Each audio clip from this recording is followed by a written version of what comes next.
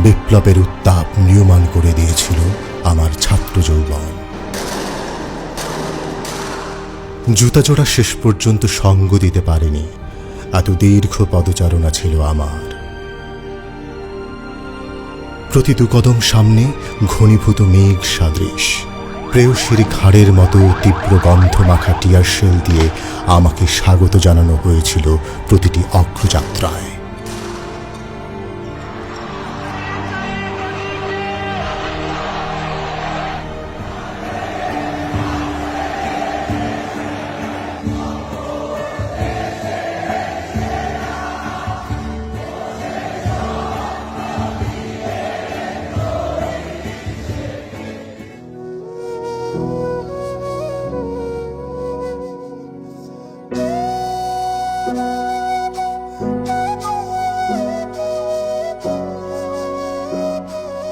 অধিকার আদায়ের আন্দোলন থেকে মহাবিপ্লবে রূপ নেয়া জুলাই বিপ্লবের অন্যতম অগ্নিতৃপ্ত দুর্গ চট্টগ্রাম বিশ্ববিদ্যালয়।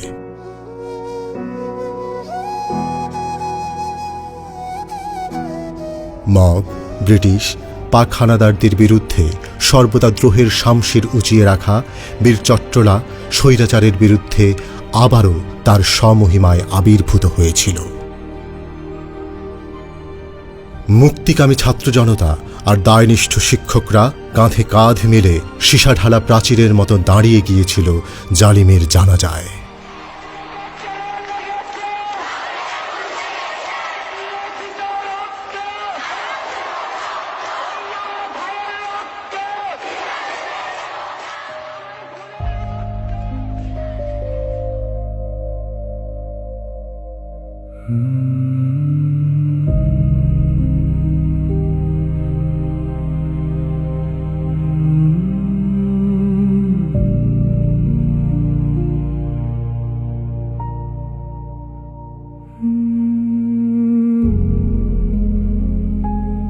মারা যাওয়ার পরে পাড়া প্রতিবেশী গ্রামের লোক, ওর বন্ধু বান্ধব তাদের কাছে মনে ছিল যে তাদের একেবারে আপন কেউ মারা গেছে।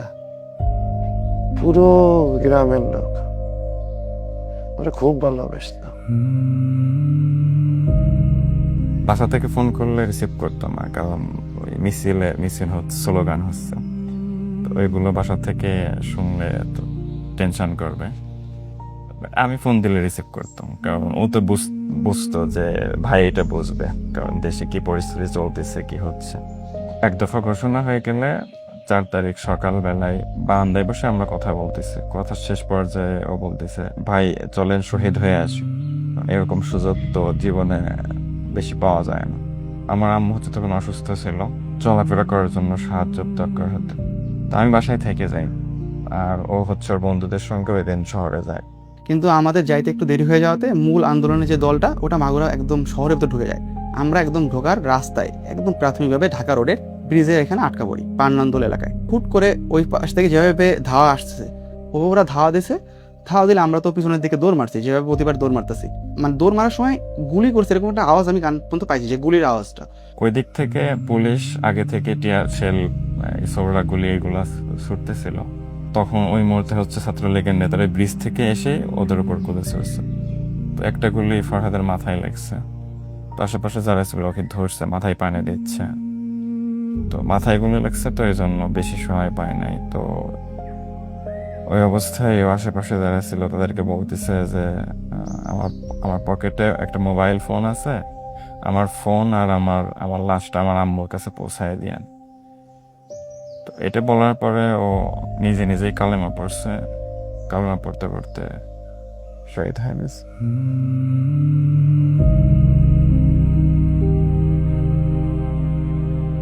তো ওই টাইমটা খুব বেশি হার্ড ছিল আমাদের জন্য, যে আমাদের বন্ধুর লাশ আমরা অ্যাম্বুলেন্সে করে নিয়ে যাচ্ছি। যে বন্ধু একটু আগে আমার সাথে দাঁড়ায় কথা বলতেছিল, সে এখন আমার সামনে লাশ হয়ে আছে।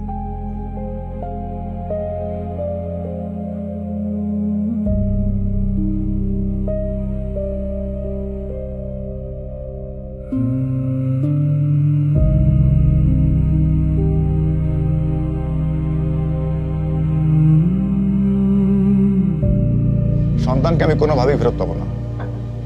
যেন আমি শুনি যে আমার সন্তানের বিচ্ছেদ আমার বাংলায় হয়েছে। এরপর আমার চাওয়া পাওয়ার আর কিছু নেই। ওর মতো ছেলে আমি এই যুগে খুব কম দেখি যে মায়ের দরদ এতটা বলতে।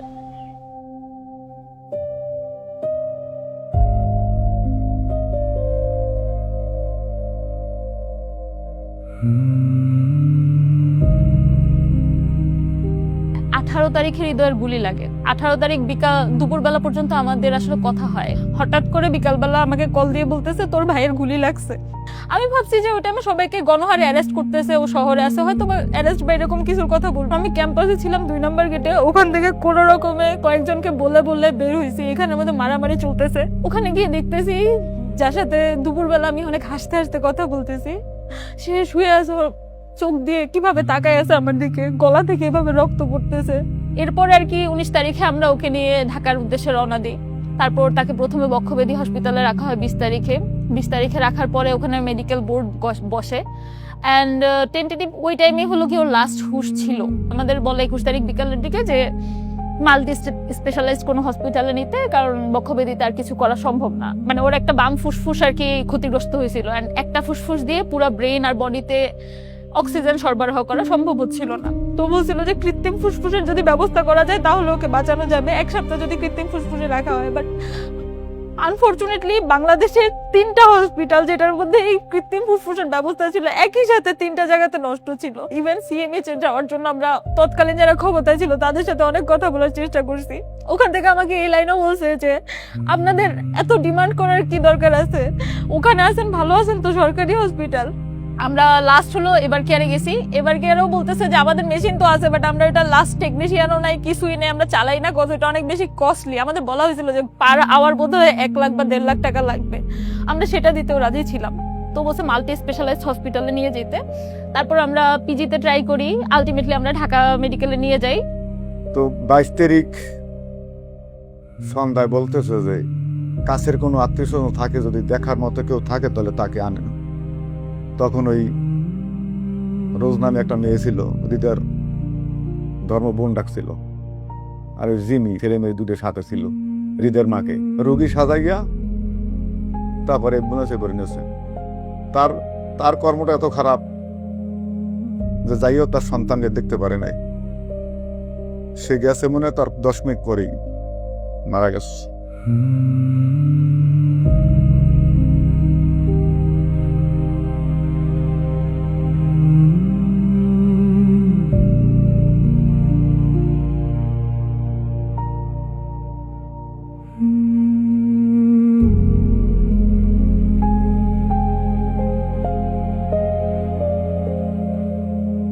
জুলাই 24 একটা গৌরবময় দিন, গৌরবগাথার ইতিহাস।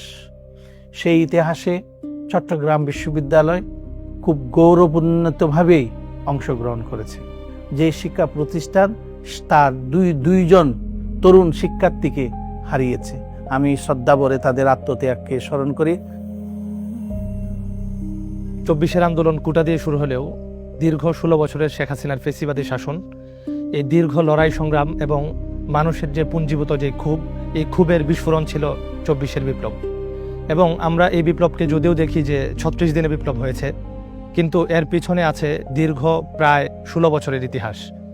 হাসিনা সরকার 2009 সালে ক্ষমতায় আসার পর বিডিআর হত্যাকাণ্ড থেকে শুরু করে শাপলার হত্যাকাণ্ড, আল্লামা দেলোয়ার হোসেন সাইদি রহমতুল্লাহি আলাইহের ওনার রায়কে কেন্দ্র করে যে গণহত্যা হাসিনা চালিয়েছিল, তার পরবর্তীতে 14 সালের যে নির্বাচন, 18 সালের নির্বাচন এবং সর্বশেষ 24-এর নির্বাচন, অসংখ্য অপরাধে জর্জরিত শাসন ব্যবস্থা এবং একই সাথে বাংলাদেশের প্রত্যেকটা ইনস্টিটিউশন, প্রত্যেকটা জায়গা দলীয়করণ করার মাধ্যমে রাষ্ট্রের প্রত্যেকটা অর্গানকে সে ধ্বংস করে দিয়েছিল। বিচার ব্যবস্থা, বাংলাদেশের সামাজিক কাঠামো এবং প্রত্যেকটা অফিস আদালতে যে ইনস্টিটিউশনাল করাপশন, একটা কাঠামোগত যে দুর্নীতি হাসিনা কায়েম করেছিল, তারই সব কিছুর পুঞ্জীভূত খুব ছিল জুলাইয়ের আন্দোলন। 5ই জুন রাতে আমি শহরে টিউশন করাই, ওখান থেকে ফেরার পথে সাথে আমার সহধর্মিণী ছিলেন। তো ফেরার পথে গুঞ্জন শুনছি যে হাইকোর্ট আবার ওই কোটা বৈষম্যের যে আমাদের রায় সেটাকে পুনর্বহাল করেছে। তো পরে আমি রাতে এসে ফেসবুকে যখন দেখছিলাম অনেক লেখালেখি হচ্ছে, আমি সিদ্ধান্ত নিলাম যে I have to do something. একটা স্যাটায়ার ধর্মী প্ল্যাকার্ড নিয়ে পরের দিন শহীদ মিনার প্রাঙ্গণে এসে দাঁড়াই। তো জুন মাসের যে একটা ফেজ ছিল, ওই ফেজে আমরা প্রোগ্রাম করি হচ্ছে মোস্ট প্রবাবলি 11 তারিখ। তো ওই সময় আমরা প্রোগ্রাম করে 30 জুন পর্যন্ত আলটিমেটাম দিয়ে আমাদের আন্দোলনকে আমরা স্থগিত রাখি।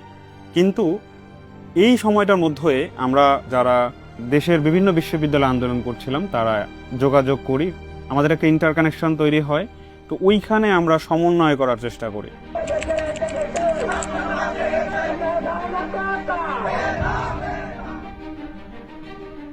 1 তারিখে কর্মসূচি ঘোষণা করি শহীদ মিনারে, এবং তখন মানুষের সংখ্যাটা খুবই কম ছিল। এই 10 জন, 15 জন, 20 জন, অনেকেই দেখে দেখে চলে যাইতো।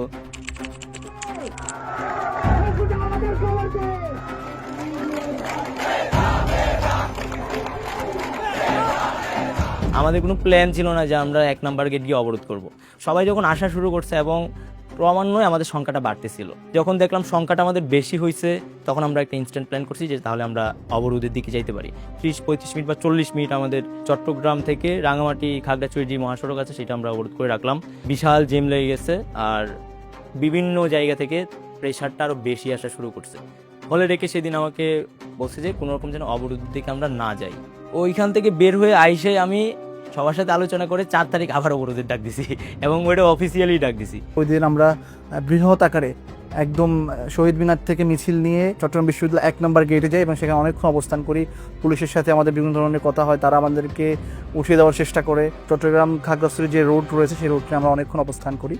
প্রতীকী একটা ছিল, শিকল দিয়ে বাঁধার একটা সেগমেন্ট ছিল আমাদের মিছিলের সামনে, শিকল দিয়ে বাঁধা কয়েকজন যাচ্ছিল। মানে আমরা কথা বলতে পারছি না, কথা বললেই কেউ হচ্ছে আমাদেরকে মুখ চেপে যাচ্ছে। এই জিনিসটা আমরা এক্সপ্লেন করার ট্রাই করেছি এটার মাধ্যমে। চট্টগ্রামের শিক্ষার্থীদের নেতৃত্বটা চট্টগ্রাম বিশ্ববিদ্যালয় থেকে আসে, তো অন্যান্য ক্যাম্পাসের স্টুডেন্টদের প্রত্যাশার জায়গা থেকে আমরা সিদ্ধান্ত নিলাম যে আমাদের এই আন্দোলনটাকে আরও বৃহৎ রূপ দেওয়ার জন্য আমরা আন্দোলনটা শহরে নিয়ে যাব, এবং সেক্ষেত্রে চট্টগ্রামের শহরের অন্যান্য ক্যাম্পাসের যারা স্টুডেন্ট রয়েছে তাদের সাথে আমরা যোগাযোগ করি যে আমরা যদি শহরে নিয়ে আসি আপনারা আমাদের সাথে যুক্ত হবেন কিনা, বা আপনাদের কাছ থেকে কীভাবে সাপোর্ট আমরা পেতে পারি। অ্যান্ড আমরা 5 তারিখ যখন জড়ো হইলাম, শুক্রবারে জুমার পরে সবাই মোটামুটি আসছে, 500-600 জন মানুষ আসছে, শহীদ মিনার ভরে গেছে। তখন ইনস্ট্যান্ট বললাম যে ভাই আমরা তো শুধু চট্টগ্রাম বিশ্ববিদ্যালয়ে আন্দোলনটা হচ্ছে, চিটাগাংয়ের আর কোথাও হচ্ছে না। আমরা চাই চিটাগাংয়ের পুরা শহরে এই আন্দোলনটা ছড়ায় যাক এবং বড় আকারে এটা স্প্রেড করুক।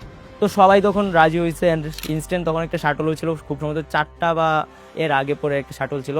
আমরা শাটলে উঠে সবাই ষোলো শহর চলে যাই। আন্দোলন হচ্ছে ক্যাম্পাস থেকে আমরা শহর কেন্দ্রিক শিফট হয়ে যাই।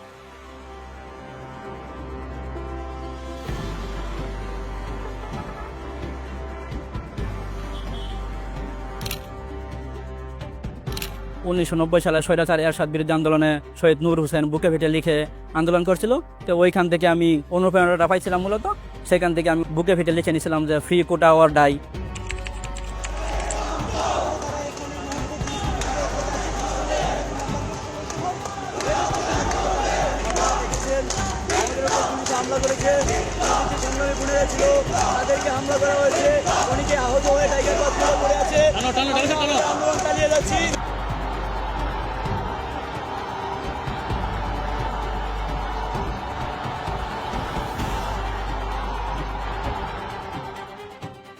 এগারো তারিখ থেকে মূলত পুলিশ একটা উদ্ধত যে আচরণ, এই আচরণটা শুরু করে। সেদিন আমাদের টাইগার পাসে রেলপথ এবং সড়ক পথ অবরোধ করা হয়। তো সেখান থেকে পুলিশ আমাদের শিক্ষার্থী ভাই বোনদেরকে ধাওয়া করে, এবং 2 নাম্বার গেটে আসার পরে তাদেরকে সেখানে লাঠিপেটা করে।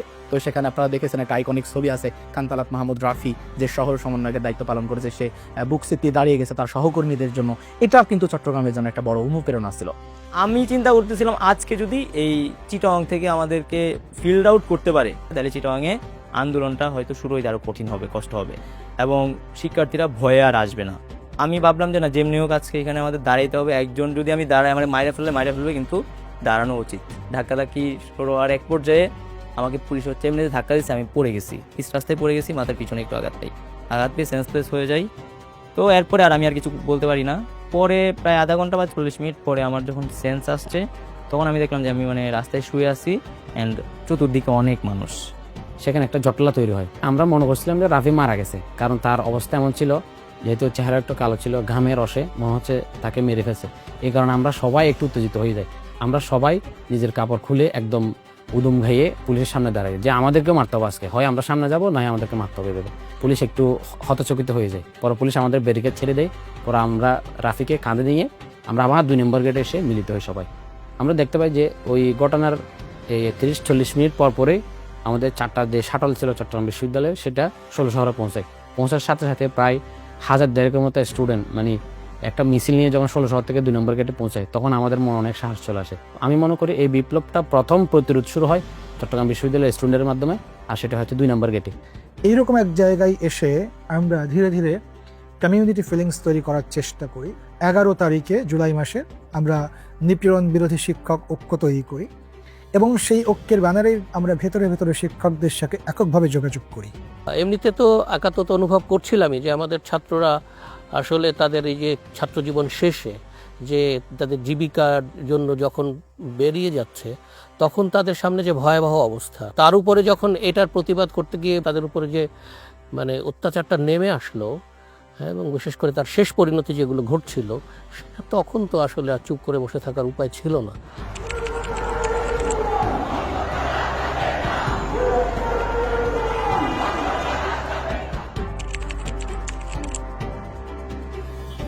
তার মানে কি মুক্তিযোদ্ধার সন্তান নাতিপুতিরা কেউ মেধাবী না, যত রাজাকারের বাচ্চারা নাতিপুতি হলো মেধাবী, তাই না?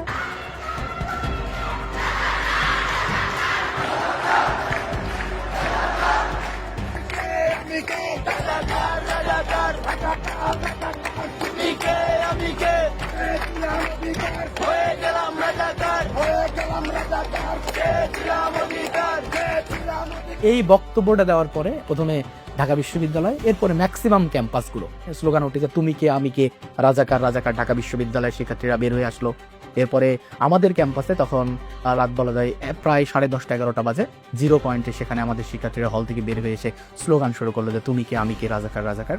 এবং এই স্লোগানের মাধ্যমে শিক্ষার্থীদের যে একটা ভীতি ক্যাম্পাসে আন্দোলন করার কিংবা ছাত্রলীগ হামলা করবে এই ভীতিটা অনেকটা কেটে যায়। ছাত্রলীগ একটি পর্যায়ে চড়াও হয়, সেখানে ছাত্রলীগের সাদাফ খান সহ বেশ কয়েকজন তারা ধস্তাধস্তি করে, এক পর্যায়ে একজন শিক্ষার্থীকে বেশ মারার পরে সে রক্তাক্তও হয়। 14 রাতের পর থেকেই আমরা বুঝতেছিলাম যে এখন আর ঘটনা আগের মতো নাই, এখন পুরো দেশের আন্দোলনের মোড় ঘুরে গেছে।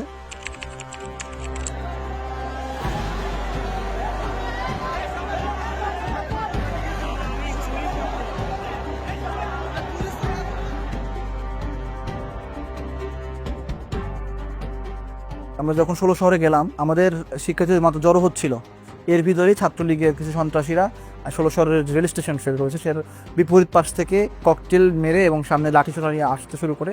সেখানে আসলে নেতৃত্ব শূন্য হয়ে পড়ে এক ধরনের। সেই জায়গা থেকে আমরা কয়েকজন সামনে আসি। আমাদের শিক্ষার্থীরা যেই স্থানটাতে ছিল সেটা হচ্ছে 16 শহর রেল স্টেশন। লাইনে তো সাধারণত পাথর থাকে, তো এই পাথর এক ধরনের বৃষ্টি শুরু হয়েছে পিছন থেকে। সবাই পাথর মারা যখন শুরু করলো ছাত্রলীগের সন্ত্রাসীদের উপরে, ছাত্রলীগের সব সন্ত্রাসীরা লেজ গুটে পালাইতে বাধ্য হচ্ছে। তো ওই দিন আরেকটা নাটকীয় ঘটনা ঘটে যে আমাদের সমন্বয়ক রাফি, ও যখন ট্রেনে করে শহরে যাচ্ছিল ওকে সহ বিশ্ববিদ্যালয় শিক্ষার্থীদেরকে জিম্মি করে ছাত্রলীগ। এবং সিচুয়েশনটা এমন ছিল যে যদি কোনো জেনারেল স্টুডেন্ট আমার পক্ষে কথা বলে তাহলে তারেও মারবে। তো মারতে মারতে আমাকে শাটল থেকে বের করলো, বের করে রাস্তায় নিয়ে আসলো। শুধুমাত্র হয়তো বা সাংবাদিকদের এই ক্যামেরাগুলো থাকার কারণে আমি ওই দিন বেঁচে গেছি। ওরা যখন ট্রেনে উঠে কথা বলা শুরু করলো আমি সাথে সাথে আমার ক্যামেরা চালু করছি। আমার ক্যামেরা চালু করার উদ্দেশ্য ছিল যে কেউ যাতে হামলা করতে না পারে, যদি হামলা করেও বসে তাহলে সেগুলো ডকুমেন্টেড থাকবে আমাদের কাছে। আমাকে প্রক্টর অফিস পর্যন্ত নিয়ে যাওয়া হয়েছে। প্রক্টর অফিসের ভিতরে ঢুকাইয়া হচ্ছে তারা আমার ছাত্রত্ব বাতিল করতে হবে, আমি দেশোদ্রোহী কর্মকাণ্ডের সাথে জড়িত, কোনো রাজাকার এই বিশ্ববিদ্যালয়ে পড়তে পারে না, এরকম ট্যাগিং করে প্রক্টরের কাছে বলছে যে আমাকে মানে ইনস্ট্যান্ট বহিষ্কার করার জন্য। এবং প্রক্টরের সামনেও আমাকে তাদের অনেকেই মারছে। প্রক্টরের ভূমিকা ছিল একেবারেই নীরব দর্শকের মতো। মনে হচ্ছে ছাত্রলীগের যে সন্ত্রাসীরা তারা হচ্ছে আইন শৃঙ্খলা বাহিনী আর প্রক্টর হচ্ছে সাধারণ একজন নাগরিক। তখনই মানে কিছু আপুদের স্লোগান শুনলাম, স্লোগান দিতে দিতে প্রক্টর অফিসে আসছে। অ্যান্ড ইনস্ট্যান্ট শুনতে পাই যে অনেকেই যারা আমাদের পক্ষে শহীদ মিনারের দিকে আসতেছিল প্রক্টর অফিসের দিকে, শহীদ মিনারে তাদেরকে মারছে। আমাদের মিছিল যখন শহীদ মিনার প্রাঙ্গণে এসে উপস্থিত হয়েছিল তখন আওয়ামী লীগের সন্ত্রাসী বাহিনী অতর্কিতভাবে আমাদের উপরে আক্রমণ চালায়। মিছিলেরা একইবারে সম্মুখভাগে থাকায় তাদের সকল নৃশংসতা আমার উপরে নেমে আসে। তারা অমানবিকভাবে আমাকে আক্রমণ করে। তাদের লাঠির আঘাতে আমার মাথা পেটে গিয়েছিল এবং আমি মাটিতে লুটিয়ে পড়েছিলাম। তো প্রক্টর অফিসে প্রক্টরের সামনে শিক্ষার্থীদের গায়ে হাত তোলা, নারী শিক্ষার্থীদের হেনস্থা করা, এই ঘটনাগুলো আসলে অ্যাকচুয়ালি তাদের কাছ থেকে আনএক্সপেক্টেড ছিল না, কিন্তু বিশ্ববিদ্যালয় প্রশাসনের সামনে ঘটনাগুলো যে ঘটেছে এটা আসলে আমাদের জন্য কিছুটা হলেও অস্বাভাবিক লেগেছিল। হেনস্থার পরেও আমরা যারা ছিলাম আমরা অবস্থান গ্রহণ করেছি এবং যতক্ষণ পর্যন্ত না নিরাপত্তা নিশ্চিত করা হচ্ছিল আমরা ওই জায়গাটা ছাড়ি না। তো ওই সময় হুট করে যে শিক্ষার্থীদের মধ্যে একটা চেতনাবোধ জাগ্রত হয়েছিল, এই বিষয়গুলো আমাকে এখনো খুব স্মৃতিকাতর করে।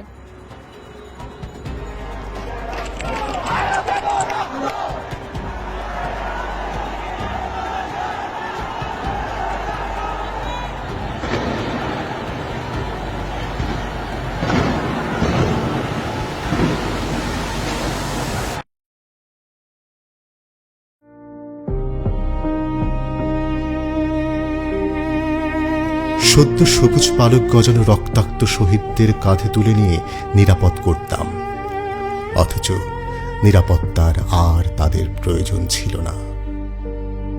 একই তামান্নায় আমার সাথীরা ধেয়ে গেল, যেন নেশাগ্রস্তের হাত থেকে আফিম কেড়ে নেওয়া হয়েছে।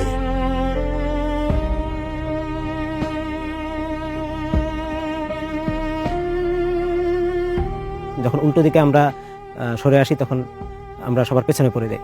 আমার একদম পাশেই ছিল শহীদ ফয়সাল আহমেদ শান্ত। ছাত্রলীগের একটা গুলি এসে তার পিঠ ভেদ করে, সবাই দৌড়াদৌড়ি হুড়োহুড়ির মধ্যে ছিল। আমি ফয়সাল আহমেদ শান্তকে ধরতে গিয়ে দেখলাম সে আমার হাতে লুটিয়ে পড়েছে। একটা পর্যায়ে তাকে আর তুলে আনা সম্ভব হচ্ছিল না। পরবর্তীতে বর্তমান ছাত্র শিবিরের সাংগঠনিক সম্পাদক হাবিবুল্লাহ খালেদ ভাই সহ আরও বেশ কয়েকজনের সহযোগিতা নিয়ে আমি ফয়সাল আহমেদ শান্তকে তুলে এনে মুরাদপুরের ডিভাইডার পার করে এনে একটি ভ্যান গাড়িতে এনে রাখলাম। সেখানে ফয়সাল আহমেদ শান্তকে রেখে আমরা আবার আমাদের ময়দানে ঝাঁপিয়ে পড়ি। তার আরও কিছু ভাইয়েরা মিলে তাকে মেডিকেলে নেওয়ার ব্যবস্থা করেছে।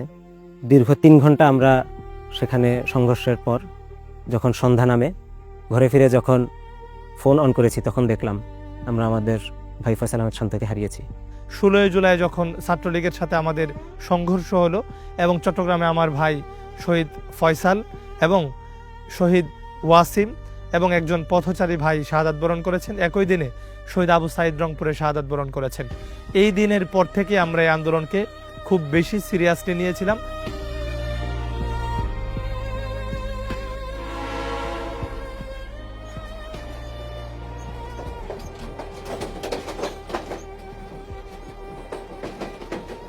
চোখটা আমার খুবই পছন্দের, চোখটাকে আমি এক্সট্রা কেয়ার করতাম। গুলিবিদ্ধ হওয়ার 5-6 মাস আগেও আমি ডাক্তারের পরামর্শে আমি ড্রপ ইউজ করতাম। আমি কখনোই হাত দিয়ে চোখ চুলকাতাম না, ডাক্তারের নিষেধ ছিল। ওই ড্রপ দিতাম, ড্রপও চুলকানির কাজ করতো।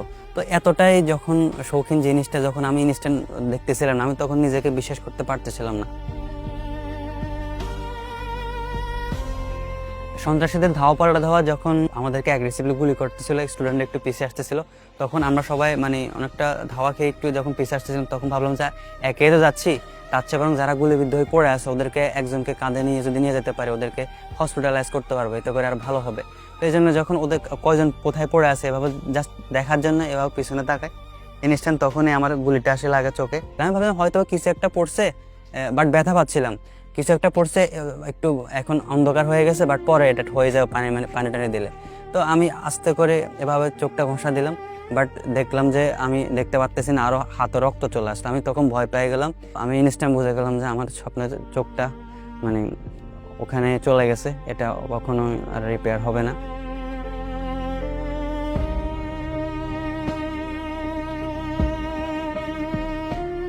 সংঘর্ষ দীর্ঘক্ষণ চলতে থাকার এক প্রেক্ষিতে পাথর নিক্ষেপ করতে করতে বলতে গেলে আমাদের দিকে আসে আর কি। তখন আমি পকেট থেকে একটা পতাকা মাথায় বাঁধার জন্য বের করি, তখনই আমার মাথায় পিছন থেকে পাথর পড়ে, যার কারণে আমি সেন্সলেস হয়ে পড়ে যাই।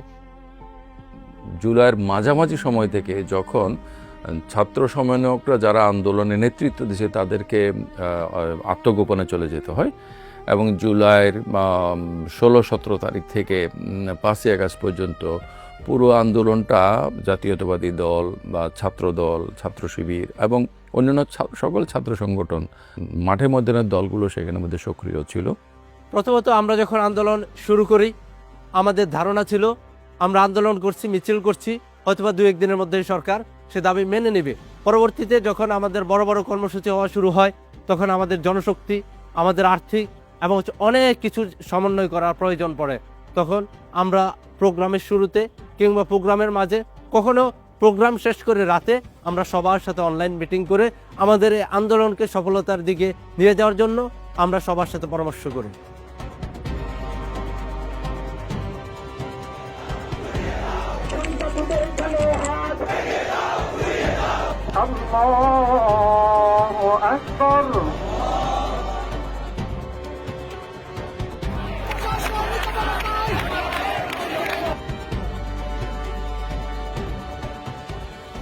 জুলাই আমরা সারা দেশের নিয়ে চট্টগ্রামে একটা ঐতিহাসিক লালদিঘি ময়দানে জানাজার নামাজের আয়োজন করি। সেখানে আমরা স্রেফ 2 জন মাত্র বক্তব্য দিয়েছিলাম। তৎকালীন সময়ের চট্টগ্রাম ছাত্র শিবিরের নেতা মোহাম্মদ আলী আর আমি, আরেকজন হচ্ছে বৈষম্য ছাত্র আন্দোলনের নেতায়। যখন আমাদের আলোচনা চলছে আসলে জানাজায় কে ইমামতি করবে, কারণ পুলিশ তো এখন সরাসরি গুলি করছে, আর যে ইমামতি করতে হবে তাকে সবার সামনে থাকতে হবে। আলোচনার মধ্যেই মোহাম্মদ আলী ভাই এক ফাঁকে আমাকে বললেন যে জানাজার ইমামতিটা আপনি করেন। তাহলে জাস্ট আমার মাথায় এতটুকুই আসলো যে শহীদদের জানাজার ইমামতি করব, এটা তো আমার জন্য পরম সৌভাগ্যের, এখানে যাই ঘটে ঘটুক। এবং গায়েব জানা শেষ করে আমরা বড় মিছিল নিয়ে লালদিঘি থেকে আন্দরকিল্লা পর্যন্ত আসি। আন্দরকিল্লা এসে আমাদের মিছিল শেষ করে আমরা বাসায় যার যার মতন নিরাপদ ফিরে যাই। বিশ্ববিদ্যালয় বন্ধ হওয়ার পরে দেখা যাচ্ছিল যে এমন একটা স্টেজে গাড়ি টাড়ি সমস্ত কিছু বন্ধ করে দিল। সেই সময়ে ছাত্রছাত্রীদেরকে বললো হল লিভ দিতে। তো হল লিভ দিলে ছেলেমেয়েরা যাবে কি করে, অনেক রাত হয়ে গেল। তৎকালীন যে প্রক্টররা ছিল ওদের সাথে ভালো রকমের বাকবিতণ্ডা হয়। তারপর এক পর্যায়ে ডিসিশন হয় যে আজকে রাতে মেয়েরা যাচ্ছে না। তখন প্রক্টর মেনে নিছে এবং সে আবার বলতেছে, প্রক্টর এবং হল প্রশাসন তারা বলতেছে যে না, যদি কিছু হয় তার দায়ভার কি আমরা নিব না।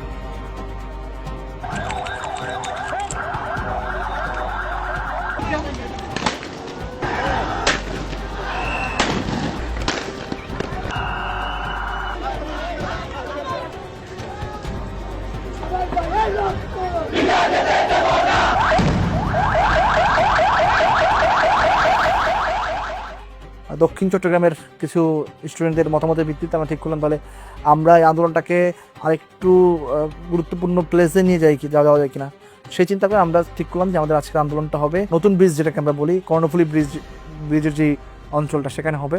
ফজরের নামাজ পড়ে বিশ্ববিদ্যালয়ের সেক্রেটারি মোহাম্মদ ইব্রাহিম ভাই এবং আমি একটি বাইক নিয়ে একদম হাটহাজারী থেকে নতুন ব্রিজে যাই। যাওয়ার পরে কিছুক্ষণ আমরা সেখানে অবস্থান করি। আমরা একটি হোটেলে নাস্তা করার জন্য ঢুকি। নিচতলা থেকে ওয়াশরুমে যাওয়ার জন্য যখন দ্বিতীয় তলায় গেলাম, দ্বিতীয় তলায় যাওয়ার পরে দেখি বিপুল পরিমাণ পুলিশ, মানে তারা ইতিমধ্যেই একটা অবস্থান নিয়েছে। এবং আমরা সেখান থেকে বাকলিয়া রোডে যখন গেলাম, সেখানে যে দাঁড়ানোর পরে গলির মুখে মুখে পুলিশ। আমাদের একটা ধারণা ছিল যেহেতু এর আগে 16 তারিখ হচ্ছে একটা সংঘর্ষের রূপ নিয়েছিল আন্দোলন, 18 তারিখে হয়তো বা সংঘর্ষ হতে পারে। এই জন্য পূর্ব প্রস্তুতি হিসেবে আমরা সাধারণ এই যে পাইপ, এরপর লাঠি, এগুলো আমরা রেখেছিলাম। কিন্তু পক্ষান্তরে ওখানে পুলিশ, এরপর র্যাব, আইন শৃঙ্খলা বাহিনীর যত ধরনের প্রস্তুতি থাকা দরকার সব ধরনের প্রস্তুতি নিয়ে তারা আগে থেকে ওখানে প্রস্তুত ছিল। একটা পর্যায়ে গিয়ে পুলিশ সরাসরি পায়া শুরু করে এবং তারা হচ্ছে প্রথমে আমাদের উপর টিয়ারশেল নিক্ষেপ করে। টিয়ারশেলের ধোঁয়ায় পুরোপুরি অন্ধকার হয়ে গিয়েছিল স্পটটা। আমরা চেষ্টা করছিলাম টিয়ারশেলের গ্যাসটা যাতে কিছুটা দমন করা যায়, সেজন্য আগুন ধরানোর জন্য। তো আমি একটা স্পটে, একটা রাস্তার মুখে গিয়ে হচ্ছে ওখানে একটা গ্যাস ছিল প্লাস্টিক বড়, এটার মধ্যে আগুন ধরানোর জন্য আমি একটা গ্যাস লাইট নিয়ে গিয়েছিলাম।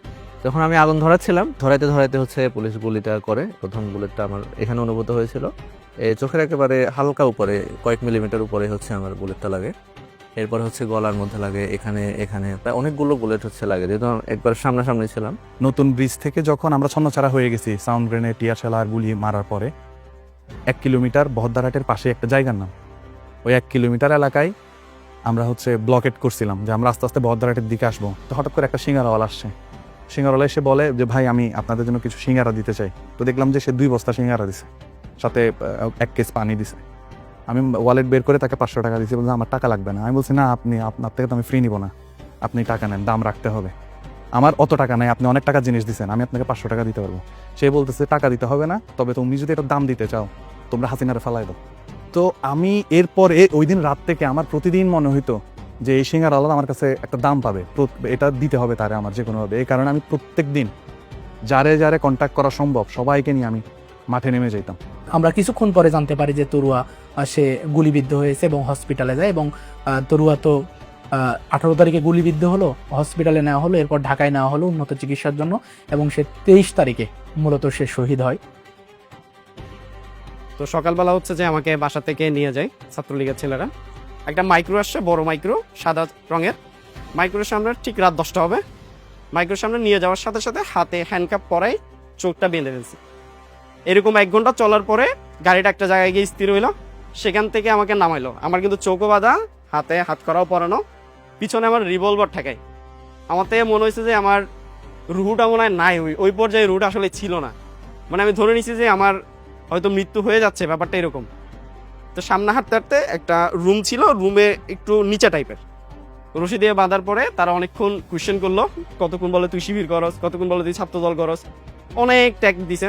যখন আমি একটা পর্যায়ে বললাম না স্যার আমি কিছুই করি না, তোমরা আচ্ছা ঠিক আছে, তোকে তো সোজা আঙ্গুলে ঘি উঠবে না, তুই একটা কথা মনে রাখ, এইখানে যারা আসছে তারা কিন্তু কেউ বেঁচে ফিরে যায় নাই।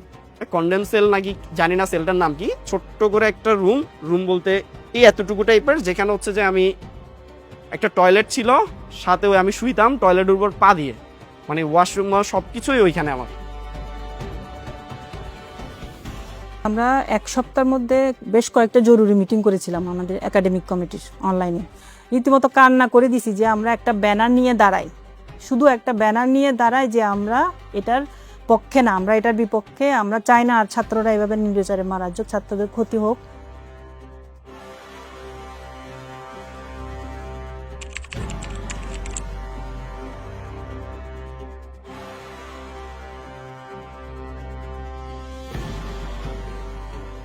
আমরা ওই রাত্রেই সিদ্ধান্ত নিই যে চট্টগ্রাম প্রেস ক্লাবে আমাদের শিক্ষকদের একটা মানববন্ধন অনুষ্ঠিত হবে এবং ছাত্রদের এই দাবির প্রতি পূর্ণ সমর্থন দিয়ে। সেদিন আমাদের 57 জন শিক্ষক উপস্থিত ছিলেন চট্টগ্রাম প্রেস ক্লাবে।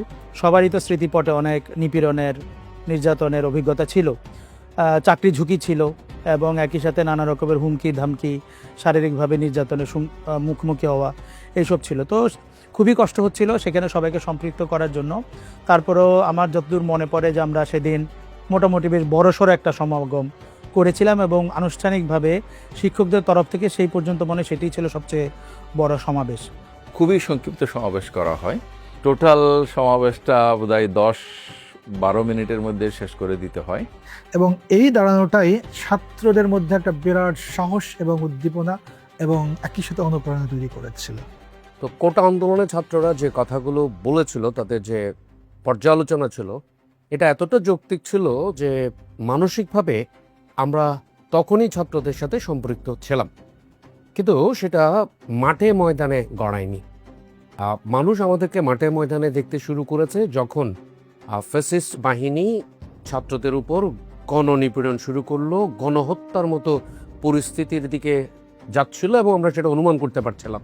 আমাদের অনেক ছাত্রদেরকে রাতে বিনা উস্কানিতে, বিনা অপরাধে গ্রেপ্তার করা হয়েছিল। আমরা বিভিন্ন থানায় আমরা দৌড়ঝাঁপ করেছি। তো আমরা হঠাৎ করে শুনলাম আমাদের কিছু শিক্ষার্থী পাঁচলাইশ থানায় আটক আছে। তখন আমি, আমাদের professor doctor Fuad Hasan, professor Hasmat Ali সহ আমরা আরও কয়েকজন আমরা তাৎক্ষণিকভাবে থানায় চলে যাই। ইসলামিক হিস্ট্রির একজন ছাত্রের বাবা তিনি যোগাযোগ করছিলেন যে তার জন্য কিছু করা যায় কিনা। আমরা তখন 4-5 জন শিক্ষক মিলে সমবেতভাবে সেখানে যাই, এবং ওসি আমাদের সাথে শুরু থেকেই খুব খারাপ ব্যবহার করছিলেন। আমাদের বর্তমান যিনি উপাচার্য প্রশাসন, তিনিও আমাদের সাথে ছিলেন। এক পর্যায়ে তার সাথে চরম বাকবিতণ্ডা লেগে যায়। যাক, পরে আমরা প্যাসিফাই করতে পেরেছিলাম, যদিও আমরা ছাত্রদেরকে ঠিক ছাড়াই আনতে পারিনি। তবে আমরা ওসিকে এই ব্যাপারে কনভিন্স করেছিলাম যেন এমন কোনো ধারায় মামলা না দেন যেটা জামিন অযোগ্য হবে। পরে আমরা সেটা ফলো আপও করেছিলাম, এবং তারা সেখান থেকে বেরিয়ে এসেছিলেন।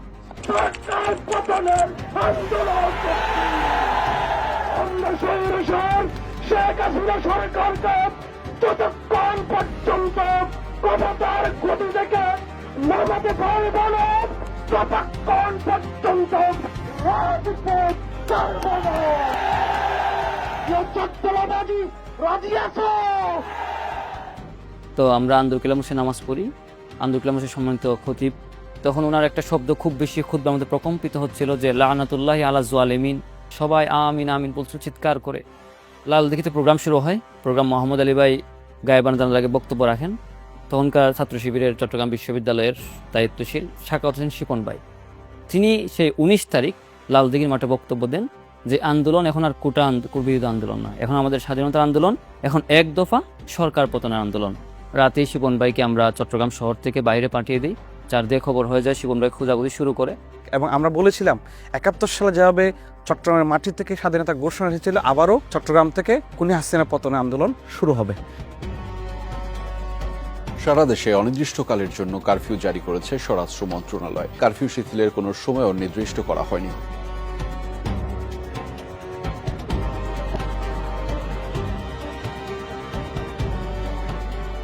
প্রথমত ইন্টারনেট বন্ধ, প্রথমে বিজিবি মোতায়েন করা হলো সারা দেশে, এরপরে সেনাবাহিনী মোতায়েন করা হলো, সাধারণ ছুটি ঘোষণা করা হলো।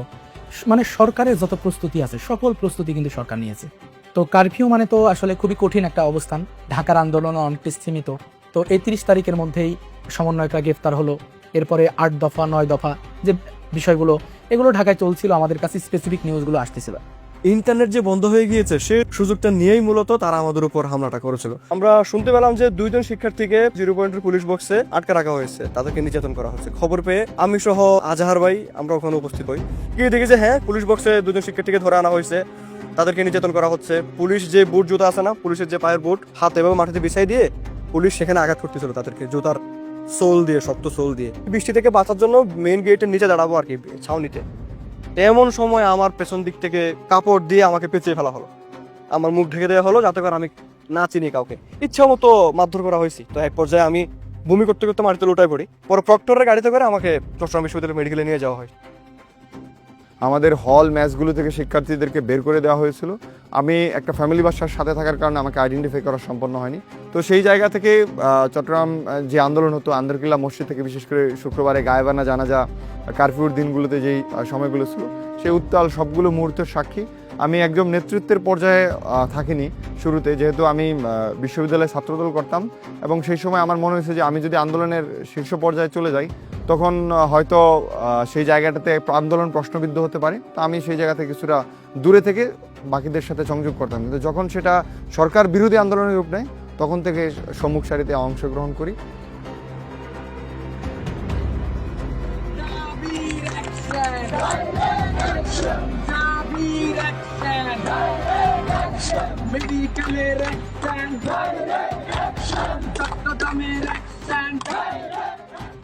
নোমান ভাই এবং আমি আমার সিদ্ধান্ত নেই যে আমরা 22শে জুলাই আমরা ছাত্র দল এবং ছাত্র শিবির যৌথভাবে আমরা একটা বিক্ষোভ মিছিল করব এখানে, যেন আন্দোলনটা স্থগিত না হয়ে যায়, আমরা আন্দোলন ধারাবাহিকতা রক্ষা করতে পারি।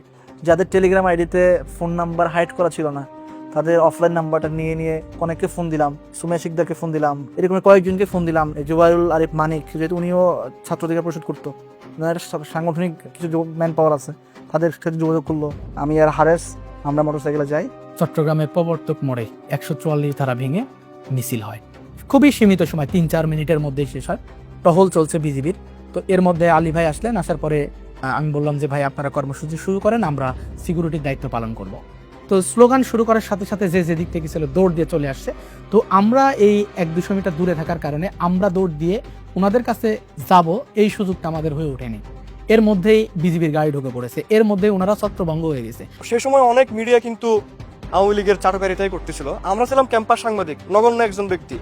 আমাদের অনেক নিউজ তারা আটকে দিচ্ছিল, পাবলিশ করতেছিল না। তো দিন শেষে আমাদের নিজেদেরই মিডিয়া হয়ে ওঠা লাগছে এক একজন ব্যক্তিগত জায়গা থেকে। জুলাই 18 তারিখ থেকে আগস্টের 5 তারিখ পর্যন্ত মিনিমাম 6-7টা বাসা আমাকে পরিবর্তন করে করে থাকতে হয়েছে। আন্দোলন থেকে ফিরতেছি যে বিধ্বস্ত অবস্থা, ওটা যাতে বোঝা না যায় তার জন্য আবার কোথাও গিয়ে একটু ফ্রেশ হয়ে তারপরে ঢুকতাম। আমি সর্বশেষ যে বাসাটায় থাকি, ওখানে যারা থাকে সবাই প্রতিবন্ধী, কেউ বাক প্রতিবন্ধী, কেউ দৃষ্টি প্রতিবন্ধী, শারীরিকভাবে বিভিন্ন সমস্যা। ওই মানুষগুলোর সাথে 4-5 দিন থাকা, সারাদিন আমার কথা বলার কোনো মানুষ নেই, কিন্তু ওর 2 দিন পরেই যখন আমি দেখতেছি যে ওরা বুঝতেছে, যে আপুটা ছিল রান্নাবান্না করতো, সে এভাবে হাত তুলে তুলে আমাকে সে সাহস দিত।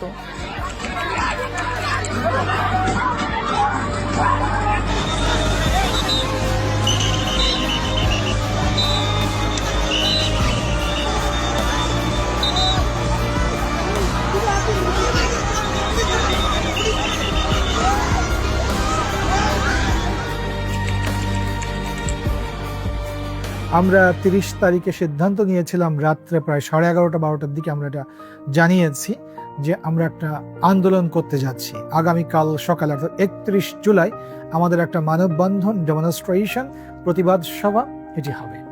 এবং এত রাত্রে প্রক্টরের সাথে জানানোর পরেও 2:15 আমাদের শিক্ষকদের বাসায় হামলা হয়েছে। বাসার সামনে ককটেল ফুটালো, যেমন আমাদের এক্স ভিসি রাঙ্গামাটি প্রফেসর আতিয়া রহমানের বাসার সামনে, প্রফেসর মোজাম্মেল হকের বাসার সামনে, আমার বাসার সামনে ওরা ককটেল ফুটালো, গালিগালাজ করলো, বাজে কথাও বললো। এটা খুবই আনপ্রেসিডেন্টেড যে বিশ্ববিদ্যালয় এলাকাতে বিশ্ববিদ্যালয়ের শিক্ষকের বাসার সামনে মধ্যরাতে এসে ব্যাপকভাবে বোমা মারা এবং পুরো এলাকায় ধোঁয়ায় আচ্ছন্ন হয়ে গেছে। শব্দ শুনে সবাই খুবই আতঙ্কিত হয়েছে। এবং এই শিক্ষকদের বাসার হামলার পরেও কিন্তু আমরা সেই প্রতিবাদ সভা করেছি, মৌন মিছিল করেছি, ডেমনস্ট্রেশন করেছি এবং সেখানে শিক্ষকের সংখ্যা 100-র উপরে দাঁড়িয়েছিল।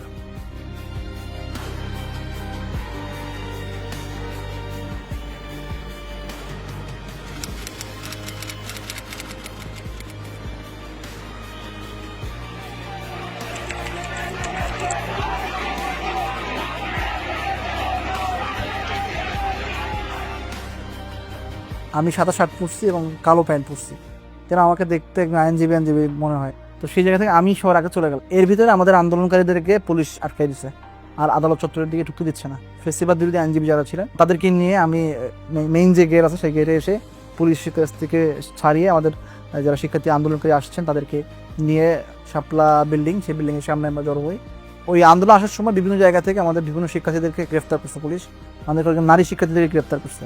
15 তারিখ আমি একটু খুব আহত হয়েছিলাম, আমার বাম পাটা ফুলে একদম কলা গাছের মতো হয়ে গেছিলো, সেই কারণে আমি মিছিলে যাইতে পারতেছিলাম না। পরে আমি অনলাইনে খুব অ্যাক্টিভ ছিলাম। চট্টগ্রামে যিনি সবচেয়ে বেশি আমাদেরকে মারার ক্ষেত্রে ভূমিকা রেখেছিল, আমাদের বিভিন্ন ভাইদেরকে 16 শহর সহ মুরাদপুর, বদ্রহাট, নুরুল আজম রনি, তার বিভিন্ন সমালোচনা আমি ফেসবুকে করতাম। সে কারণে আমি তার রোশনালে পতিত হই এবং তার মাধ্যমেই একটা সিন্ডিকেট আমাকে অনেক দিন ধরে খুঁজতে থাকে বিভিন্ন জনের মাধ্যমে। পরিশেষে 31 জুলাই রাতে আমার বাসায় পুলিশ আসে, পুলিশ এসে আমাকে গ্রেপ্তার করে। আমি পুলিশের সামনেও তখন নত হই নাই। তাদের সামনে আমার যতটুকু শক্তি সামর্থ্য আছে আমি সবগুলো দিয়ে তাদের সামনে জোরালো ভূমিকা পালন করি এবং আমি এমন কিছু কথা বলি যেগুলো পরবর্তীতে মানুষকে উৎসাহিত করছে। আমরা যখন 7 তারিখ জেলখানা থেকে বের হই তখনই আমাকে অনেকে বলে যে তুমি জেলখানায় পুলিশ গ্রেপ্তার করার সময় তুমি যে কথাগুলো বলছিলে সেগুলো আমাদেরকে অনেক বেশি অনুপ্রাণিত করেছে। আল্লাহ তাআলা বলছে রিজিকের কারণে আমরা আপনারা অন্যায় করতেছেন, আমার সাথে না পুরো জাতির সাথে অন্যায় করতেছেন। বিশ্বাস করে আদেশি করতে হয়, আমার কল দিয়ে যাইতাম স্যার।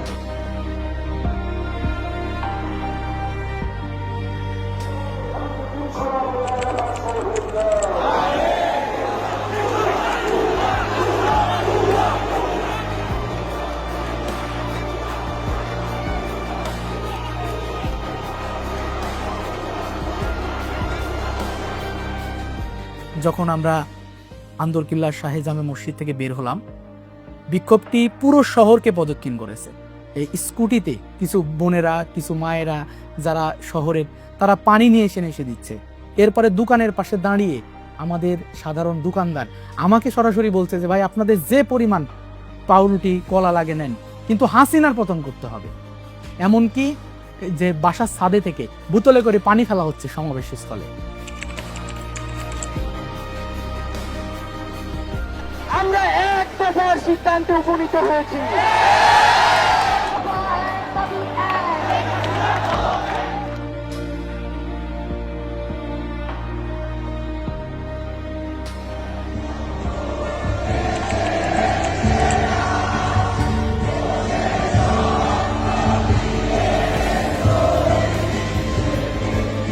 আমরা নতুন একটা ভোরের জন্য এতটা তৃষ্ণার্ত ছিলাম যেন আধার গায়ে মাখা প্রতিটি সন্ধ্যাকে জ্বালিয়ে পুড়িয়ে লালাভ সুবহে সাদিক বানিয়ে দেব।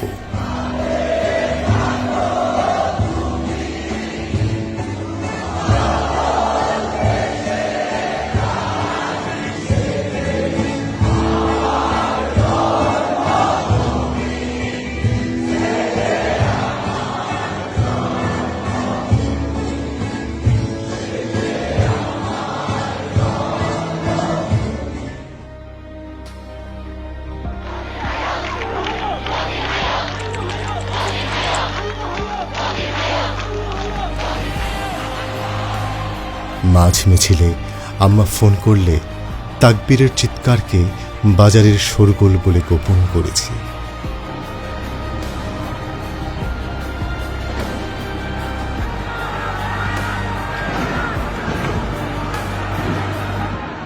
নিউ মার্কেট থেকে যখন আন্দোলন শুরু হয়, ছত্রভঙ্গ হয়ে ওয়াসার মোড়ে চলে আসি, সেখানে একটা রণক্ষেত্র তৈরি হয়। ছাত্রলীগ ধরে ফেলে আমি আমার বন্ধুদেরকে, তাদেরকে অনেক বেশি মারধর করে এবং আমি কৌশলে পালিয়ে যাই সেই জায়গা থেকে।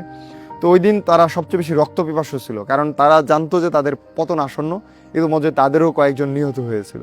আমি নিউ মার্কেটের সামনে আমার তিনটা বাচ্চাকে নিয়ে গেছিলাম, 3 ছেলেকে, এবং নিয়ে যাওয়ার কিছুক্ষণের মধ্যেই আমরা bullet, rubber bullet, tear shell, সরাসরি গুলি এগুলো সিটি কলেজের দিক থেকে আসতে শুরু করে, এবং আমরা বিকেল পর্যন্ত আমার 3 ছেলে এবং আমি ডিসকানেক্টেড ছিলাম।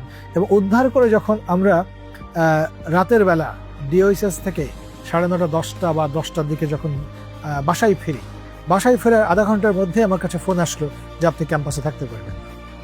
এই রাত্রে 11:30টার সময় আমার মেডিকেলে ফোন করে বললাম যে আমাকে একটা অ্যাম্বুলেন্স দিতে হবে। সেই অ্যাম্বুলেন্স নিয়ে আমি আমার ক্যাম্পাস থেকে শহরে চলে যাই।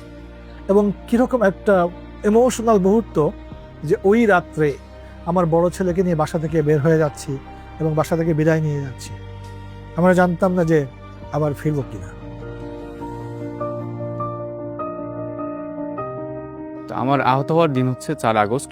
আমরা রাত থেকে প্ল্যান করি আমরা কীভাবে আন্দোলনে যাব। 4 আগস্ট 10টা করে বের হয়ে যায়। আমাদের আন্দোলনের স্পট ছিল লক্ষ্মীপুর ঝুমুর। হুট করে একটা সাউন্ড হয়, কয়েক সেকেন্ডে কিছু একটা জিনিস আমার এখানে আসে ঢুকে। তো আমি চিন্তা করতেছি আসলে কি হচ্ছে, মানে এটা আমার সামনে থেকে সব কিছু নিয়ে পিছন দিকে চলে যাচ্ছে। আমার পাশে একটা অটো ছিল দাঁড়ানো, আমি অটোতে গিয়ে বসে পড়ি। আসলে আমার অবস্থা ছিল খুবই খারাপ। আমার এই পাশটা পুরোপুরি অবশ্যই হয়ে যাওয়ার মতো অবস্থা ছিল, যেহেতু এখানে ব্লিডিং হচ্ছে। আমার ব্লুডটা যে বুলেট এটা সামনে থেকে ঢুকে পিছনে এখানে এসে আটকে যায়, চামড়ার মধ্যে আটকে, এটা আরেকটু হলে বের হয়ে যাবে এমন। তো বের না হওয়াতে ব্লাডগুলা ভিতরে জমাটবদ্ধ হয়ে যায় এবং এটা অবশ হয়ে যায়। একটি জরুরি সিদ্ধান্ত মোতাবেক আমাদের 6 তারিখের যে লং মার্চ টু ঢাকা কর্মসূচি ছিল সেটাকে আমরা একদিন এগিয়ে নিয়ে এসেছি। 5ই আগস্ট সারা দেশের মুক্তিকামী জনতাকে ঢাকার উদ্দেশ্যে রওনা হওয়ার জন্য আমরা আহ্বান জানাচ্ছি। Breaking news that we're getting from Bangladesh. We are hearing that the Bangladesh Prime Minister has resigned and left the country.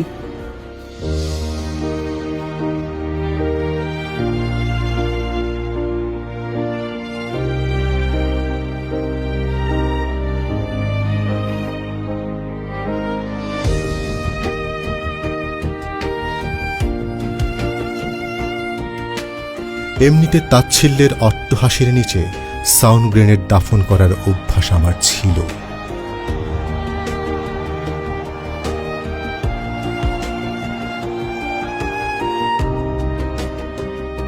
আমার শ্যামলা প্রেমিকা চোখে যে উজ্জ্বল জ্যোতি নিয়ে আমার দিকে তাকাতো, সিংহের চুম্বন লাভের গৌরব পেয়েছে ভেবে, সে তুলনায় রাইফেলের এই ঝলকানি ছিল নিতান্তই মলিন।